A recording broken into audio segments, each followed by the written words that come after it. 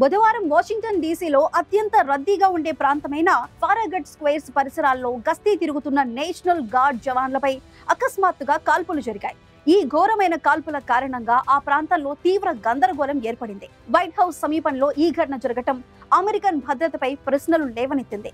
ఈ దాడికి ముందు ఆ దుండగుడు అక్కడే మాటు వేసి ఉన్నాడు. నేషనల్ గార్డ్స్ రాగానే సరైన సమయం చూసి కాల్పులు ప్రారంభించాడు.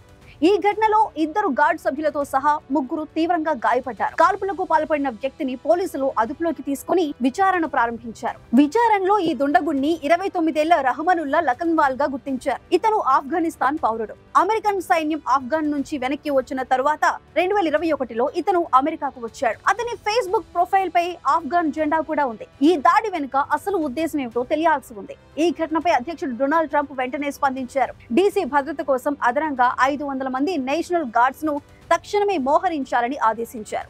ఈ దాడి చేసిన వ్యక్తి కూడా గాయాలతో ఉన్నాడని, అయినప్పటికీ అతను దీనికి భారీ మూల్యం చెల్లించుకోవాల్సిందే అని ట్రంప్ హెచ్చరించారు. నేషనల్ గార్డ్స్ కు, మిలిటరీకి, లా ఎన్ఫోర్స్మెంట్ కు భగవంతుడి ఆశీస్సులు ఉండాలని ట్రంప్ ఆకాంక్షించారు.